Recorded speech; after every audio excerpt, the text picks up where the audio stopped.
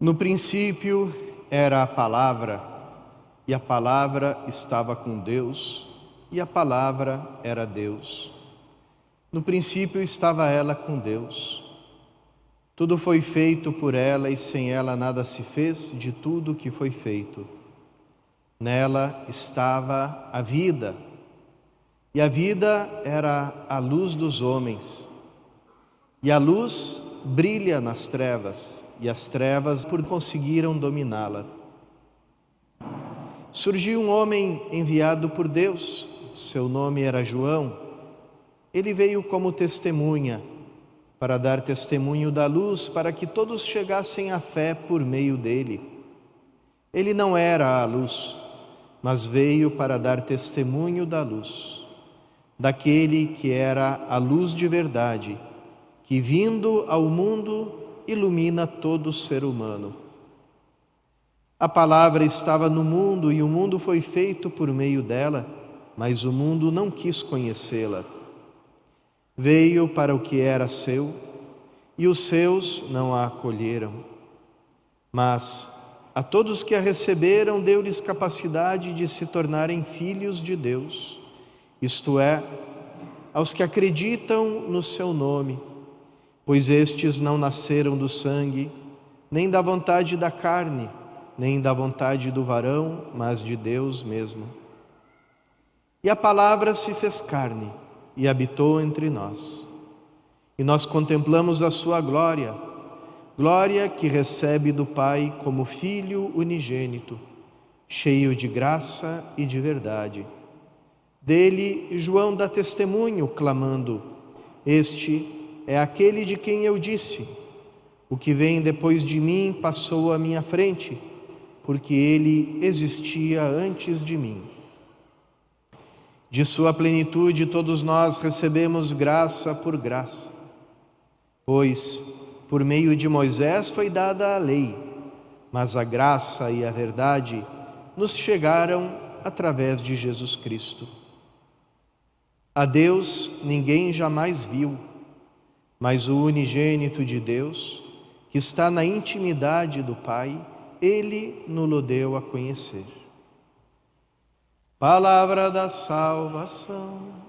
Glória a vós, Senhor. Queridos irmãos e irmãs, a liturgia da palavra desse dia de Natal nos conta a história da palavra de Deus, o percurso da palavra de Deus para chegar até nós. Então, primeiro, fala da palavra de Deus na criação, o papel dessa palavra eterna de Deus na criação.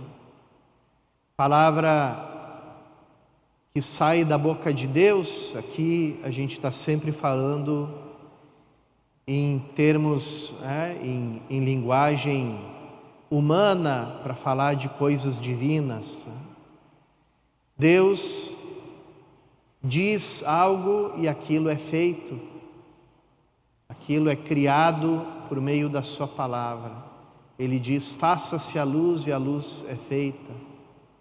Então, se a gente tomar o primeiro capítulo do Gênesis, o relato da criação, dos 6 dias da criação, sempre Deus diz uma coisa e ela é realizada, ela é criada. Então, por meio dessa palavra de Deus, tudo é criado.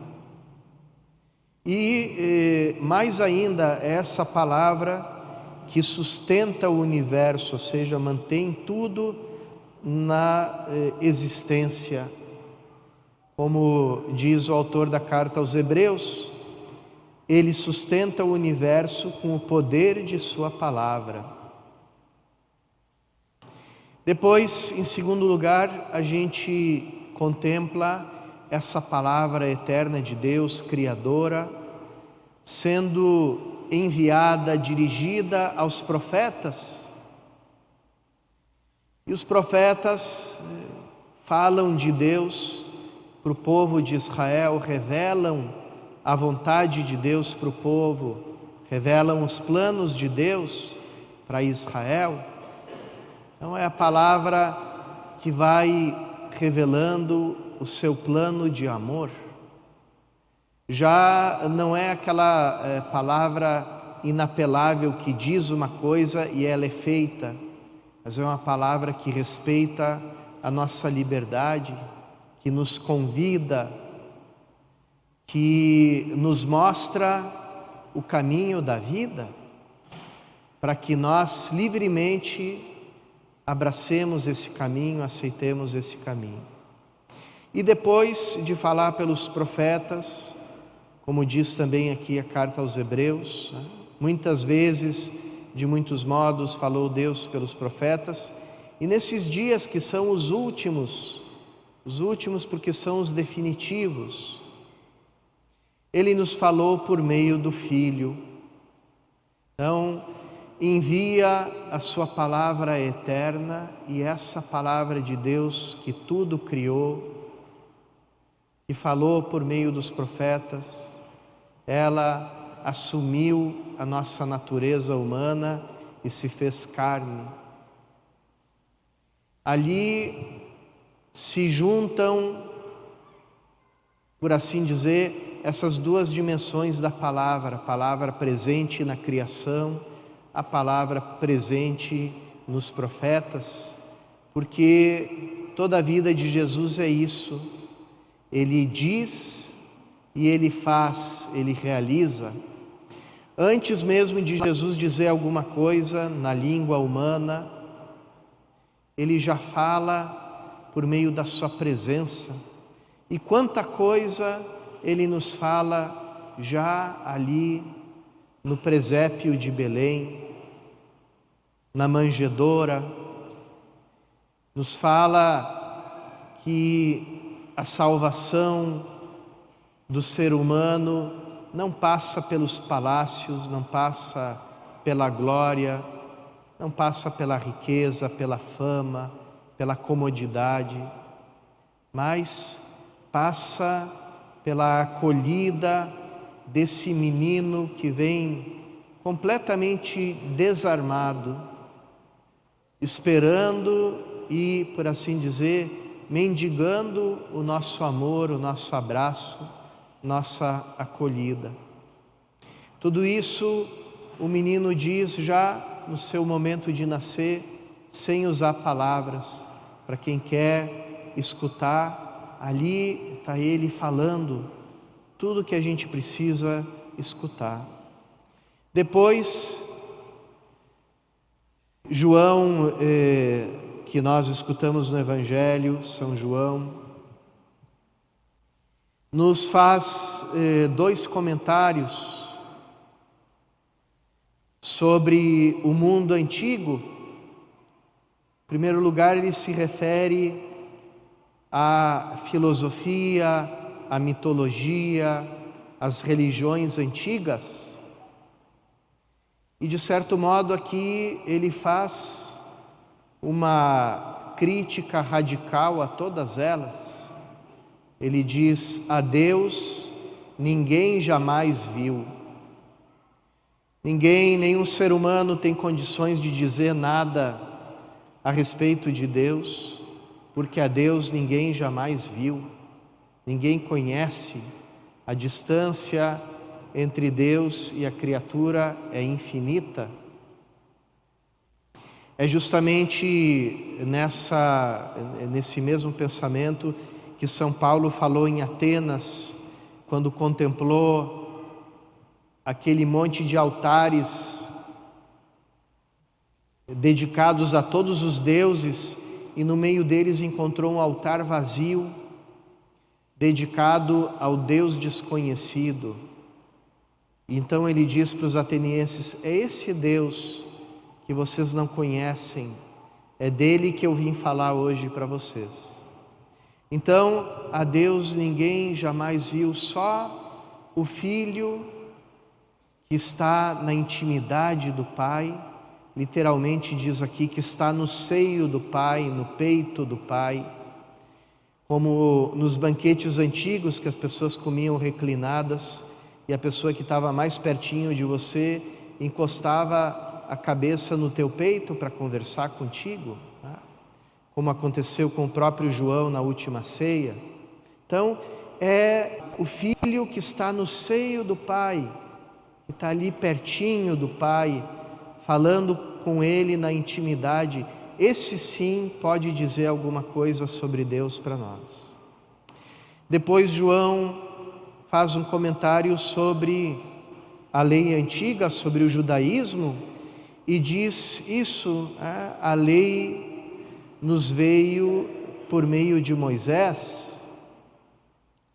Por meio de Moisés foi dada a lei, mas a graça e a verdade nos chegaram através de Jesus Cristo. Pela lei, pelos 10 mandamentos, a gente pode saber qual é a forma justa, correta do ser humano se comportar no mundo, mas a lei não dá força para ninguém, não dá aquele desejo interno do coração para realizar a lei. Por isso, ela é sempre cumprida com o espírito de escravo. É daquela pessoa que diz assim: ah, que bom se eu não tivesse fé, se eu não conhecesse nada dos mandamentos de Deus, eu poderia fazer tudo aquilo que eu tenho vontade e não teria os mandamentos para me impedir, para me reprimir, para me proibir de fazer as coisas que eu realmente desejo fazer. Mas como eu conheço a lei, como eu conheço os mandamentos, como eu tenho medo do castigo de Deus, assim eu tento cumprir e cumpro muito mal os mandamentos, com o coração cheio de tristeza, de má vontade, dizendo: não tem jeito, tenho que cumprir isso, tenho que fazer. É assim que fica colocado o limite da lei. A lei nos vem de Moisés, mas a graça e a verdade vêm por Jesus Cristo. O que a graça e a verdade nos fazem? Elas nos transformam em novas criaturas que, no Espírito Santo de Deus, sentem dentro do seu coração o chamado da lei de Deus, da vontade de Deus, do plano de Deus, e como aquilo brota de dentro do coração, a pessoa realiza tudo com alegria. Esse é o caminho dos santos. A gente não encontra santo triste, a gente não encontra um santo se arrastando e dizendo: tenho que cumprir os mandamentos, paciência. Não, a gente encontra os santos andando e voando com alegria, com o coração cheio de amor e fazendo tudo aquilo que eles querem, porque o coração deles, recriado no Espírito Santo, só quer aquilo que é bom, só quer aquilo que é de Deus. Então ali a liberdade e a lei se encontram e os santos realizam o plano de Deus com alegria, com prazer, com entusiasmo. Esse novo nascimento, essa nova criação que Cristo dá a todos aqueles que o acolhem. A gente escutou, Ele veio para o mundo que tinha sido criado por meio dele e o mundo não recebeu, mas aqueles que o receberam, Ele os tornou filhos de Deus. Ou seja, filhos segundo o nascimento, a forma de nascer própria de Cristo, que não nasceu do sangue, nem da carne, nem da vontade da carne, nem da vontade do varão, mas de Deus. E assim nascemos todos nós, no nosso segundo nascimento, no nosso batismo. Nascemos de Deus e compartilhamos com Cristo toda essa plenitude de graça e de verdade que nos faz conhecer a Deus na intimidade e realizar o plano de Deus com liberdade e com alegria. Tudo isso, irmãos e irmãs, é o fruto desse nascimento de Cristo entre nós que hoje, com toda a igreja, celebramos. Vamos pedir a Ele nessa Eucaristia que de novo nos introduz, tanto em Belém, quanto no Calvário, quanto no banquete futuro das núpcias do Cordeiro, que nós possamos experimentar na nossa vida essa plenitude de graça e de verdade que nos faz viver como santos, porque santos somos pelo nosso batismo, pela nossa vocação, pela nossa segunda natureza que recebemos desse menino que se tornou para nós o início de um mundo novo, o início de uma nova criação.